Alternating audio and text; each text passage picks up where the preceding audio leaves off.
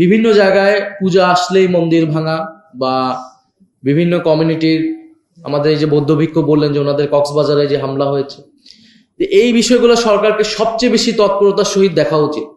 যদিও বর্তমান আইন শৃঙ্খলার পরিবেশ সন্তোষজনক নয়, আমরা বিভিন্নভাবে এটা দেখতে পাচ্ছি, কিন্তু সাম্প্রদায়িক বিষয়টাকে আমাদের সর্বাধিকভাবে গুরুত্ব দিয়ে আমাদের এই আইন শৃঙ্খলার পরিবেশটা নিশ্চিত করা উচিত। এবং যদি এই ধরনের কোনো ঘটনা ঘটে, এই ঘটনার পুঙ্খানুপুঙ্খানু তদন্ত হওয়া উচিত। কারণ আমরা দেখি সোশ্যাল মিডিয়াকে ব্যবহার করে এখন কিন্তু খুব অল্প সময়ে একটা ছোট্ট ঘটনাকে একটা ভিন্ন কনটেক্সট দিয়ে, ভিন্ন রূপ দিয়ে একটা সারা দেশে এক ধরনের পরিবেশ পরিস্থিতি তৈরি করা হয়, এবং এটার জন্য ওত পেতে থাকে বিভিন্ন এজেন্সি এবং বিভিন্ন রাজনৈতিক গোষ্ঠী। এটার ফায়দা নেওয়ার জন্য পরিকল্পিতভাবে সাম্প্রদায়িক বিভাজন এবং সম্প্রীতি বিনষ্ট করার চেষ্টায় আছে। কারণ বাংলাদেশকে তারা দেখাতে চায় যে এখানে সাম্প্রদায়িক সম্প্রীতি নেই, এটা দেখালে এবং বিভিন্ন রাজনৈতিক গোষ্ঠীর লাভ হবে। আমাদের কাজ হচ্ছে ঐক্যবদ্ধভাবে সেই ষড়যন্ত্রকে প্রতিহত করা, এবং জুলাই গণ অভ্যুত্থান সত্যিকার অর্থেই আমরা যেটা বলি দায় ও দরদের সমাজ বিনির্মাণ করা, একটা অন্তর্ভুক্তিমূলক সমাজ প্রতিষ্ঠা করা, সেটার লক্ষ্যেই তৈরি হয়েছিল। এবং সেই কাজটা আমাদেরকে এগিয়ে নিয়ে যেতে হবে। সেটার জন্য কিন্তু আমরা সবচেয়ে বেশি গুরুত্ব দিয়েছি প্রাতিষ্ঠানিক সংস্কারকে, অর্থাৎ বাংলাদেশে বিচার ব্যবস্থা বলেন, বাংলাদেশে গণতন্ত্র বলেন, নির্বাচন ব্যবস্থা বলেন, সেই সংস্কারগুলোকে আমরা সবচেয়ে বেশি গুরুত্ব দিয়েছি। কারণ এটার ফসল আসলে সবাই পাবে, ধর্ম বর্ণ নির্বিশেষে। এবং আমরা মনে করি যদি গণতন্ত্র শক্তিশালী হয়, তাহলে আসলে সাম্প্রদায়িক সম্প্রীতিও শক্তিশালী হবে। আপনি গণতন্ত্র নিশ্চিত না করে আপনি কখনোই সম্প্রীতি নিশ্চিত করতে পারবেন না। সম্প্রীতি নিশ্চিত করার পূর্ব সূত্র হচ্ছে গণতন্ত্র নিশ্চিত করা। গণতন্ত্র নিশ্চিত করার পূর্ব শর্ত হচ্ছে আমাদের যে রাষ্ট্রীয় প্রতিষ্ঠানগুলো, নির্বাচন ব্যবস্থা, আমাদের বিচার ব্যবস্থা, সেটা নিশ্চিত করা। ধরেন যদি উচ্চকক্ষ হয় ভোটের অনুপাতে, সেখানে কিন্তু সকল সম্প্রদায়ের প্রতিনিধিত্ব নিশ্চিত করা আরো বেশি সহজ হবে, যেটা নিম্নকক্ষে হচ্ছে না।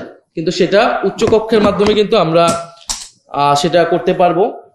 ফলে সেই জায়গা থেকে এই সংস্কারগুলোর পক্ষে, এটা কোনো দলের সংস্কার না, দলের লাভের জন্য না। এই সংস্কার হলে বিরোধী দল বা আমরা যে খুব লাভবান হবে এরকম না, এটা দেশের মানুষ লাভবান হবে, রাষ্ট্র লাভবান হবে। আপনারাও আপনাদের জায়গা থেকে কথা বলবেন, সরকারের সাথে যখন আপনারা আলোচনা করবেন এই বিষয়গুলো আপনারা বলবেন। যদি বিচার ব্যবস্থা ধরেন স্বাধীন নিরপেক্ষ থাকে, তাহলে যে কোনো সাম্প্রদায়িক হামলার বিচারের কিন্তু সুফলটা আপনারা পাবেন। কারণ বিচার ব্যবস্থা কোনো কেবলমাত্র সরকার বা কোনো সম্প্রদায়, কোনো দলের কুক্ষিগত থাকবে না। ফলে এইগুলো নিয়ে আপনারা ভাববেন। এবং বিচার, আমরা যেটা বলছি যে গণহত্যা যে হয়েছে, সেই বিচারগুলো নিশ্চিত করে আপনাদের জায়গা থেকেও আমি মনে করি দাবি উঠানো উচিত। যেই বিগত 16 বছরে যেই সাম্প্রদায়িক হামলাগুলো হয়েছে, সেগুলোর বিচারও নিশ্চিত করতে হবে। আমরা শুধু 16 বছরে গুম, খুন ইত্যাদির কথা বলতেছি, কিন্তু সাম্প্রদায়িক যেই ঘটনাগুলো ঘটনা হয়েছে সেগুলোর বিচারও যাতে নিশ্চিত করা হয়, সেই দাবি আমরা উঠাচ্ছি আজকের এই জুলাই সম্প্রীতি সমাবেশ থেকে। এবং আপনারা বর্তমান যে রাজনৈতিক পরিস্থিতি দেখতেছেন, যে দেশে আমরা একটা ভয়ের পরিবেশ আবারও দেখতে পাচ্ছি, বিরোধী মতকে দমন পীড়ন করার পুরনো কায়দা আমরা এই সরকারের মধ্যে দেখতে পাচ্ছি। তো আমাদের আহ্বান থাকবে যে দেশের যেই পরিস্থিতি, বর্তমান অর্থনৈতিক পরিস্থিতি, সার্বিক রাজনৈতিক পরিস্থিতি থেকে আমাদের সবারই উচিত ছিল ঐক্যবদ্ধ থাকা। কিন্তু ঐক্যের ভিত্তিটা কি হবে? ঐক্যের ভিত্তিটা আমরা বলেছিলাম যদি সরকার জুলাই সনদ বাস্তবায়ন করে ফেলতো, এতদিন সরকার বিচারের ব্যাপারে যদি সরকার কমিটেড হতো, সরকার যদি গুড গভর্নেন্স নিশ্চিত করতে পারত, আইন শৃঙ্খলার পরিবেশ ঠিক করতে পারত, আমরা কিন্তু সর্বাত্মকভাবে জাতীয় এই প্রশ্নগুলো সরকারকে সহযোগিতা করতে প্রস্তুত ছিল। ফলে এখনো আমরা এটাই বলবো, সবার জায়গা থেকেই দায়িত্বশীল আচরণ করা উচিত। কারণ আমাদের জাতীয় ঐক্যের জায়গাটা কিন্তু এখনো প্রয়োজন জুলাই গণ অভ্যুত্থানকে সফল করার জন্যই। আর দেশের যে অর্থনৈতিক রাজনৈতিক সংকট থেকে উত্তরণের জন্য আমাদের এটা প্রয়োজন। আমি ধন্যবাদ জানাচ্ছি আজকের যারা আয়োজন করেছেন।